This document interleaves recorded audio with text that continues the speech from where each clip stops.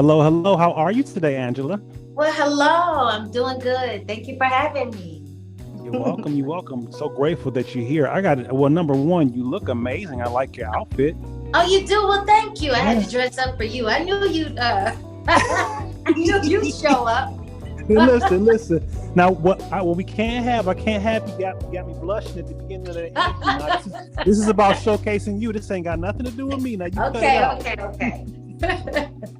Angela, tell me, how old were you when you first started singing, and when did you decide you wanted to pursue that particular aspect of your career?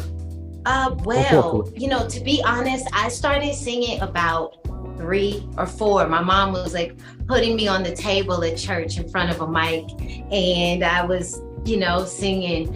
So I started out in church very young, Okay. but my mom was a singer, so it was just kind of like what we did. Okay. So I started very young in church, but Okay. I knew at about 9 years old that this is the life that I saw Okay. for myself. Sure. I had a really clear vision. I don't know if it was a dream from God, whatever it was. I saw very clearly that I would be on stage, I'd be singing, I'd be helping people in some way. And I believed it so much, it has propelled my life the entire way. Wow. Okay. You said started at 3 years old. Wow. Talk about getting honest. It is. I said that, and that's why I always have to remind myself. My mom was doing it first, so she Sure. directed the church choir and wrote all the songs for church. So there was music around my house all the time, and so I Sure. think it was the natural progression. And she definitely was an influence, helping me to like write songs very early and get comfortable with being a performer. And so from there, I got into like community theater, of course, and I started doing plays and singing and acting. So like I said, at about 9, I was clear, I'm gonna work at this. And it was always something I had to work at, even though there was a natural gift. I was still kind of shy, and I was around a lot of people that were excellent. And there's always a bar that's set. And so I thank God that the bar was set so high, because I knew even at 9 I had some work to do. Okay. Wow. How about that? Wisdom, talent in terms of singing as well as wisdom. That's a definite blessing. And that kind of segues into my next question, which is, how old were you when you started performing in terms of your acting? So you were 9 years old when you started acting? I was 9 doing community things. Then, you go on. What happened was when I was about 12, in the 6th grade, 7th grade, my mom took me to California with my best friend. And we would sing together. We had a little singing group. So anywhere we went in LA, we were trying to get discovered. And we would sing at restaurants, birthdays, we had our harmony. And actually, when I got out there, I had a cousin who knew a manager. And so before we knew it, at about 12 or 13, I was in LA. And I started working with the manager. We were getting pictures and recording in the studio. And so I really got this insider glance very early. So 12, 13, I'm in LA by myself. Our parents would let us stay out there with our manager. And we started getting a taste of Hollywood and music. And just a little closer to my dreams, Nice. Beautiful thing. Okay, two-parter for you. As it relates to your music, do you write songs as well? Do you write your own music as well? And then as it relates to acting, do you come at it at the other perspective in terms of, because it takes a creative mind, in my opinion, to be an actor or an actress anyway, but do you express that through writing of like short films or even desiring to write scripts or even direct? So I went on to college and I got my degree at Spelman College. And Nice. Thank you. You're I got my welcome. degree in theater and creative writing. So I'm so glad you asked that. Because that's a little thing people don't know. So I definitely have a gift and a love for writing. And I'm an artist. So because I've been doing it so long, it just comes at you. So whether I'm on stage, whether I'm writing a song, whether I'm performing a song, whether I have an idea for a project, it all feels very connected to my being. And I think that's kind of been, I like to say I've taken the road less traveled, right? It wasn't the shortest path because a lot of people say you have to choose. You need to choose whether you want to sing or you want to act or you're going to write. You need to choose a lane. And I just loved each lane so much. now I'm proud of the journey, but it was a journey, you know, convincing people that you actually have a gift in each of those lanes, versus them wanting to just put you in one box. So I think it took a little longer to tell the full story of Wildflower, because it's a full story. Okay. I hate to ask it, but I gotta ask it. Okay. Which one do you love more? Do you love the acting or do you love the singing? I think I know, but I need to hear from you. See how you did me? Well, what I do know for sure is right now I'm doing a production of The Color Purple. And so musical theater became a very nice role for me, because I could sing and I could act. And a lot of the roles I've been able to do, I play music artists, so I might have been able to rap or do so many things where I was still living the dream in some kind of way. So I figured out a way to merge both of those gifts. But if I'm honest, there's no joy, I think, like singing. It's so awesome. It's such a gift. And it really is an energy shifter. You know, and when you send that magnitude of energy out into an audience and they send it back to you, there's no exchange for that live feeling that happens when I'm singing live. Sure. I'm trying to figure out why you do me like that, Angela. You mentioned The Color Purple. I was gonna mention that, but now you didn't say it, so I got to say it. So. There's plenty to say. Tell me about that. Tell me about your experience performing in The Color Purple at Shug Avery. How did you achieve such an amazing accomplishment? And congratulations to you for that, by the way. Thank you. Thank you. I'm asking myself that daily. How did you get here?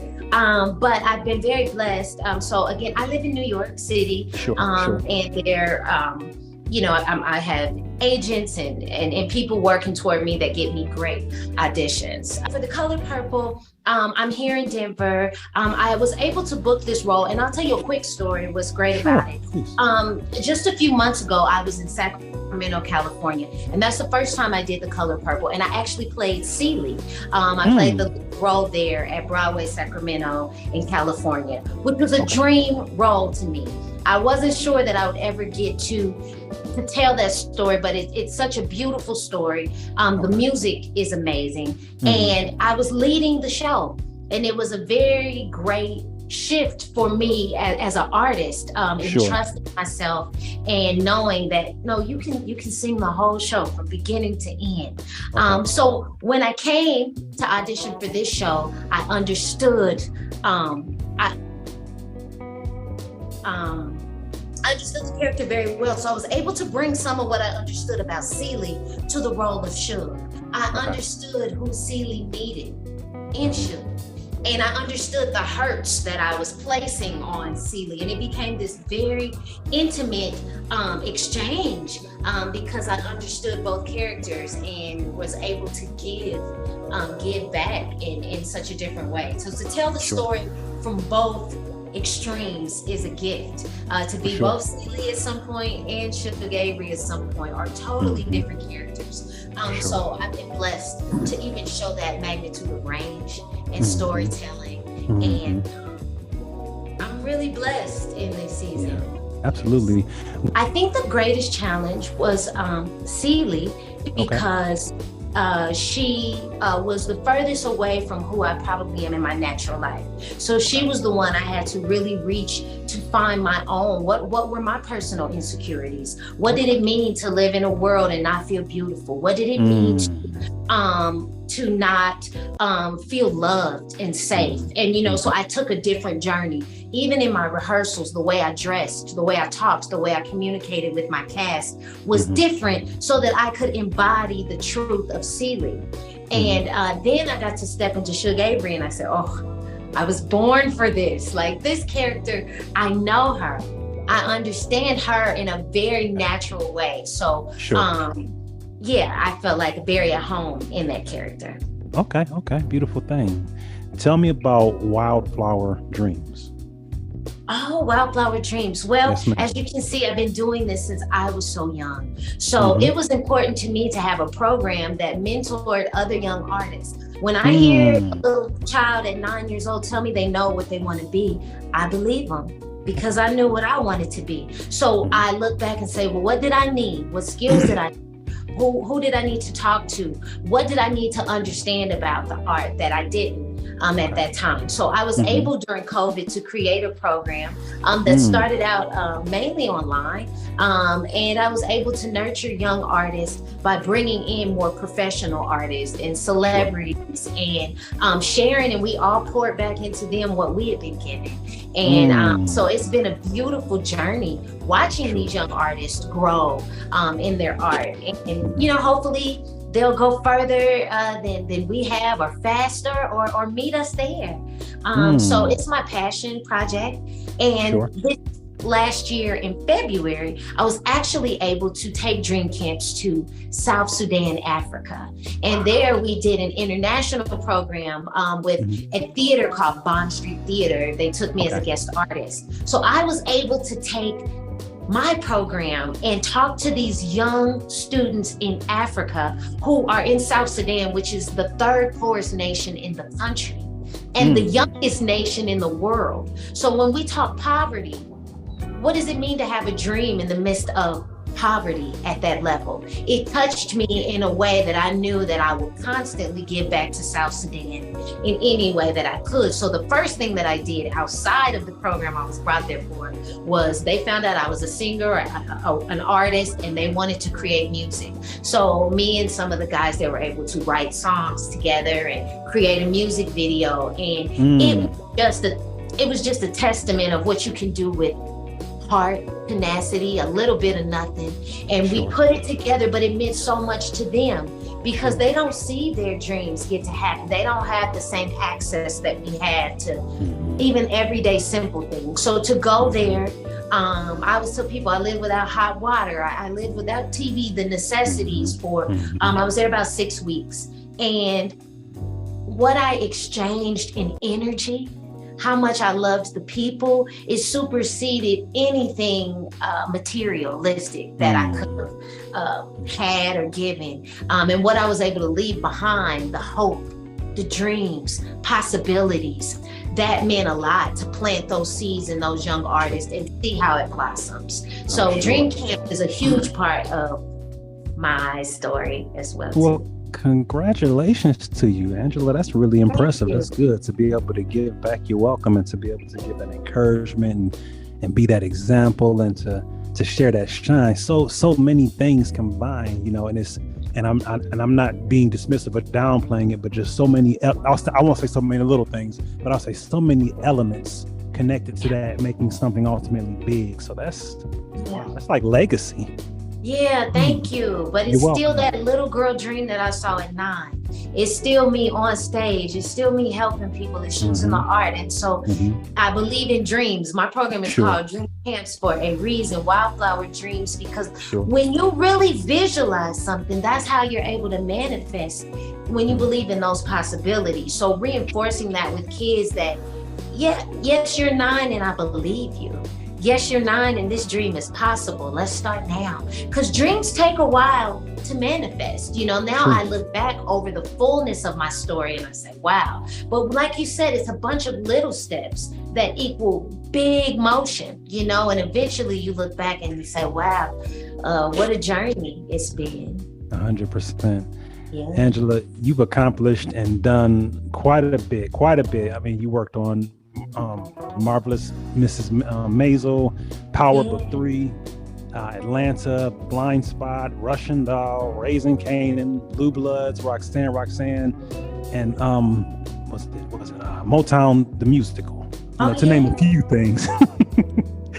Would you say that The Color Purple has been your proudest moment, or what would you say has been your proudest moment thus far as it relates to your acting?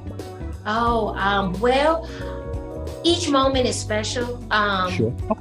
Making it to Broadway was probably one of the pinnacle moments for my career. I did Motown on Broadway. It's such a prestigious stage to stand on. It's something you dream about and you're like, I made it to Broadway. I'm a little girl from Kansas City, Kansas, little Dorothy of my own, all the way there in New York on Broadway. That was a highlight. But also the TV, TV is very hard to book at times, and I've been able to be a part of some very groundbreaking epic TV from Atlanta with Donald Glover and like you say, the Power series, Raising Cain and 50 Cent. So there have been, and then Russian Doll, Netflix, so many awesome people that I've gotten to work with.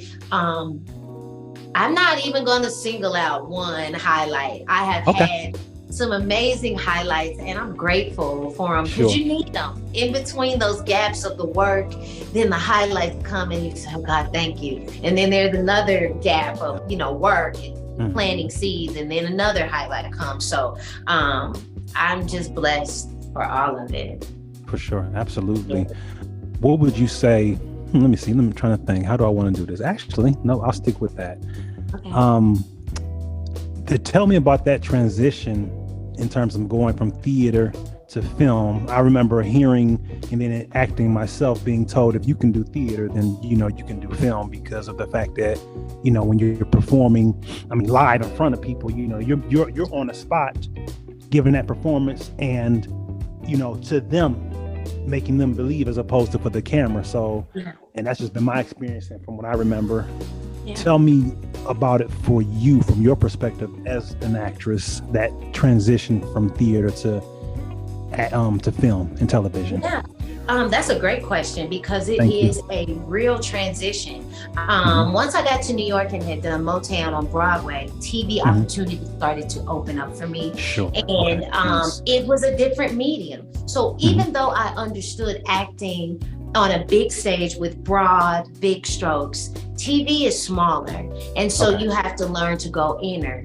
And I love the influence theater has had on my TV career, and the influence that TV has had on my theater career, because they both require something so different. But the truth on TV is all about your eyes. It's about being smaller. It's about really, it's a smaller medium than if I'm on stage and there's 2,200 people surrounding me, and it's like you have to emote big, and then for TV it's much smaller. And so I really do appreciate understanding both mediums now, and knowing that they take a different part of my gift, a different part of the art form. They're not mutually, they're not an exact exchange. It takes something different. And I'm grateful that I was able to learn and tap into those things, so that you can create memorable characters on TV as well. Most definitely. What would you say has been your proudest moments thus far as it relates to your musical career, as an artist? Oh, as an artist, as a musical artist, yes, ma'am. I think, what would I say? Now that put me on the spot. I don't know. I think being able to perform live, I've been able to sing all over the world, at this point. So being able to watch myself on stage with my own music engage huge crowds is always it's a full story moment, because you can get on stage and sing someone else's songs. You can get on stage and you're doing a musical, but when you get up there and you share your own truth and your own music, and it's being received in a way that you're that makes you feel proud of it, I think that's a proud moment for me, when I've created something that I can share with audiences, and then they respond in a way that kind of validates what you're doing. So I think that's been it. Music has always been a harder road, even though I started it early. I always say music gonna break your heart. There have been so many times where the record deal didn't come through, or the opportunity didn't come through, or the big opportunity you were supposed to have fell through. And so I found a lot more security in acting. And so music became what I just loved to do, and I knew I was going to do anyway. And acting became something that felt something more secure, a union, contracts, things that I could really count on. And those doors opened for me. And because those doors opened, they kept the music doors open for me as well too. So I was able to create opportunities out of that, and I'll continue to create more opportunities out of that as well too. Well, that's evident because you're so talented. My gosh, yes, you'll be able to create opportunities. That's an understatement, Angela. Oh, thank you. You're welcome. You're welcome. You know, it's interesting to listen to you say that how there was more security in the acting. I understood exactly why you said it and how you meant it, but it's interesting to hear it even still, knowing how foundational music has been for you since 3 years old. But again, logically, I understand what you mean. But it's kind of like wow, you know, because again, from 3 years old and your mother instilling that into you, but getting out into the world and seeing how certain things transpired, I can definitely see why that is the way that it is, you know. But it's just the industry, and all of these industries are hard, you know, and that's why it's so important with the dream camps and all of that. Me inspiring them keeps encouraging me. I call myself the dream keeper, you know, because I will keep your dream. I will help you keep your dream while I'm keeping mine. And so that exchange keeps me going, because this is definitely an industry that disappoints, but it also strengthens your character because you get used to no's. You definitely get more no's than yeses. You're introduced, no matter how much I say that's been on my resume or what I've done, this will be an introduction to so many people who have never heard my name, right? It's that kind of industry that no matter sometimes how hard you're working, it always seems like there's still so far to go. I think but again, looking back, it's kind of like she says, I wouldn't take nothing for my journey now. At some point, you appreciate the no's, the tough road, because you know it's created a certain measure of character in you and fearlessness in you that allows you to keep going, you know. So definitely. It was needed. For sure. I'll tell you something, just going back to Wildflower, something among many things that I really love about that is something you mentioned, here recently, about just dreams. And it's so essential. Sometimes all someone needs is for somebody to believe. And that's not exclusive to children, of course, because children are in those formative years or younger, teens or whatever. But even as adults, absolutely, if you know that you have one person that believes you can do it, it can mean the world. So absolutely. I can't begin to imagine how much of a blessing it is, not only to the children that you have introduced this to and that you expose this to, but also the adults, the men and the women that are also contributors. Man, beautiful. Absolutely. And we did adult programming too, because I'm an adult still dreaming, right? So then you realize that once you give permission to adults, that because you hear dreams and people tend to think it's some lofty thing, but really it's just your goals. It's really just your vision. It's really just what you were created to do and believing that that's possible. So even through some of our programming, working with adults, whether it was just on how to dream and not being afraid of that and putting a plan together, or, you know, adults who are also interested in art and dreaming in artistry. But either way, sometimes like you said, you just need that person who believes. And when you are that person, then that energy is coming back to you. There's somebody somewhere believing in me. And all of that is we're propelling each other to the next level. So it's meant a lot to me after dream camps, for those kids to get to watch me and still see me excel, and it not just be, well, you know, Angie's just over here talking to us. No, Angie's right out there still going at it, and she's gonna keep going at it until she gets everything she came for. Sounds good. Sounds real good. Do you have like a top 3 in terms of musical artists wish list collaborations that you like to make happen? A wish. Okay, I'll do that. I will do that. If I could do anyone, first person that's going to pop to my mind, I'm going to say actually Janelle Monáe, who is from Kansas City. She's a friend of mine, and I think it would be very powerful for the city, for the kids there, to see that we grew up together, singing and acting together, and what that would mean for the city. I think that would be something very inspirational, just on a personal level. And then some of my more favorite artists that I love Jhené Aiko. And I love Beyonce. I probably love a lot of the favorites, but and then even some classics. I mean, what would it mean to get to sing with some of the greats? In Motown the Musical, I played Mary Wells in the Broadway production. So even getting to sing with maybe like, your Gladys, like people that are still around that have some of that grit in their voice, because I always had kind of an old school sound in my voice too. Okay. So being able to compliment some of those artists that have been around would be a dream. A dream to get to sing with some of them too. Well, you putting it out there, and you are out there, so hey. So you never know. No. Yeah, we do too. You putting it out there, and you out there, so we do. It's only a matter of time, right?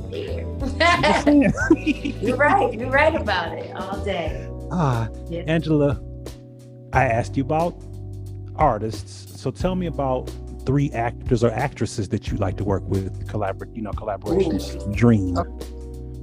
Angela Bassett, of course, is just someone I've looked up to. I think I do this because I saw her do it. And so now watching that she's still around, she's still so beautiful.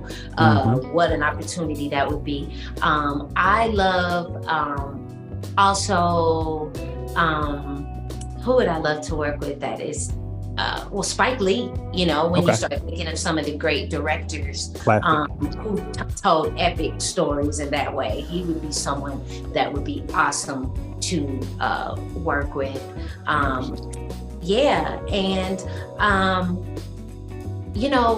And always, you always have, all of these great directors. I also think would like to work with possibly like Taraji or some of our great Black artists. I mean, I'm on the spot, but I know there's a lot of actors that I work with. For sure. Yeah, I'm because I'm deeply interested in telling as many types of stories, and not just Black actresses.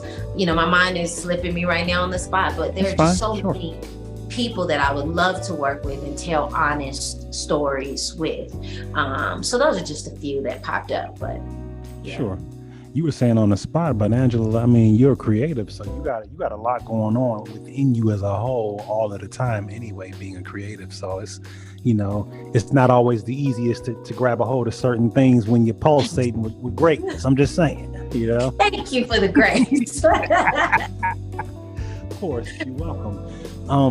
In terms of just taking it back, because I wanted to ask this, but I don't recall asking it, because we mentioned it when we spoke about just different projects that you worked on. And you're not singling out anybody as favorites per se, but do you have some standouts in your mind that come out, maybe 3 from some of the things that you worked on in your television and film career so far? Oh, you mean actors or people that I worked with that were amazing? Yes, ma'am. Yes, yep. I got plenty. And this will probably be a mix of TV and stage, sure. But I mean, great the great and late Paula Kelly. I was able to work with her early on in my career. Mario Van Peebles actually directs the Power series. So I was able to work with him on Raising Kanan, which was a gift when I walked in the room. Like, I didn't know he was going to be there. He was a gift to work with. I've worked with a lot of people coming up who are big artists now. Uzo Aduba, Leslie Odom, people that we are seeing now that are some of our new faces that I got to work with early in my career. Wow, who are making strides now. Just so many legends. Vanessa Bell Calloway, the late Suzanne Douglas, and then TV. Natasha Lyonne, Russian doll, who was also on Orange is the New Black. She's awesome to work with. She's a great actress to work with. There are just so many people. You get on set with them and you're watching. Nia Long, honestly. Sure. I just had a small role in Roxanne, but Nia Long played the mother in that. And my scenes were with her, and I remember getting to watch her work. So sometimes that's part of the journey. Yeah, I'm not the lead in this show, but I'm on set with everybody, and I'm getting to watch some of the greats work. And so I got to see how she works and how she was making choices and how she interacted with the director and where her ideas were popping from. So she's somebody that stood out as a, just someone interesting to work with and watch as you grow. So that's just a few names of people that I've been blessed to learn from, watch from, or grow with, over the years. Really good, very good. Angela, what is some advice that you would share with someone that's experiencing a tough time?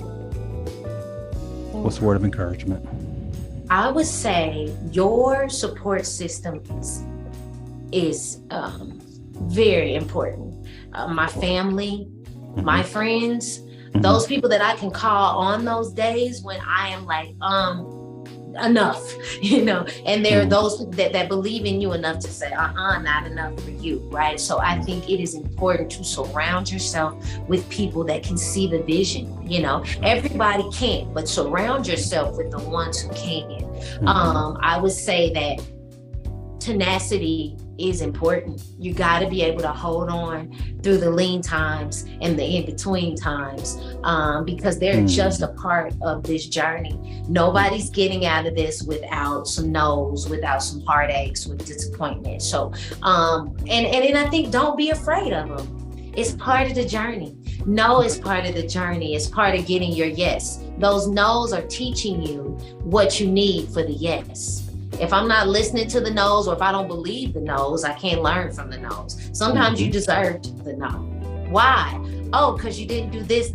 Oh, next time I'll do this, and that. And then it moves you closer to the yeses. So just keep holding on, keep believing. I am someone who I have often said I've had a front row seat to my dreams, which meant a lot of those names and people that I've worked with, I watched them go on to do amazing things. I was there on the front row watching you sometimes do what I thought that I would get to do in that moment, right? I've learned so much by being so close to it. And so it's a journey. It's a journey to get there. So don't give up. And remember that watching those people, I had to learn, this is God's reminder that it's possible. Everyday people, I know you know them as these big names, but I know them as everyday people. And it happens for everyday people, just like them, just like you. And they are a constant reminder that it can happen for me. They're not just people that I've never met or shared space with or talked to. These are people that I know. And so I use it as an encourager instead of a discouraging moment. I've learned to allow it to encourage me that my time will come, might be here. For sure. Angela, what is a word of encouragement, or what's some advice that you wish someone had shared with you when you were experiencing a tough time? This could have been when you were in single digits, early teenager, late teenager, early adulthood. What's a word that you wish someone had shared with you? That there's no such thing as an overnight success, that the road is long, and just take your time, walk it. Don't forget to look around. I remember when I first moved to LA, I was so focused on making it. And one day I looked up and there are mountains all against the highway when you're driving. I hadn't even seen them. I hadn't looked up. I was looking ahead. So if I could remind anybody to look up, look around, take in the journey. Everything doesn't come overnight and in one day. You are on a path, you're getting somewhere. So don't forget to stop, smell the flowers, look around. And then at some point, like me, you'll have a story, a full journey to share with someone else that might encourage them to keep going. Because everybody's journey is different. Some people do wake up and it happens for them. And then for other people, they have something else to do. So for those people, I hope that I can be a light in dark places. I can be a light and a reminder to keep going. Wildflower did, and look at what she was able to accomplish with so little. And look what God turned into so much more because of a faith and a belief in something that seemed impossible. So just keep going. Awesome. Well, Angela, thank you again so much for taking the time to share a little bit of your story, a little bit of your big story with me. I do appreciate that, and my viewers. And I'm looking forward to seeing what other form of greatness or what more greatness you achieve. Thank you so much for having me. I love getting to share my story. It reminds me of my story because sometimes we forget that we've already accomplished a lot in our quest to accomplish so much more. So thank you. And hopefully we'll do this again with some new stories to tell. That sounds real good. Yeah. So thank you for having me. Oh, you're welcome. My pleasure. You enjoy your day, okay? All right, you too. Thank you.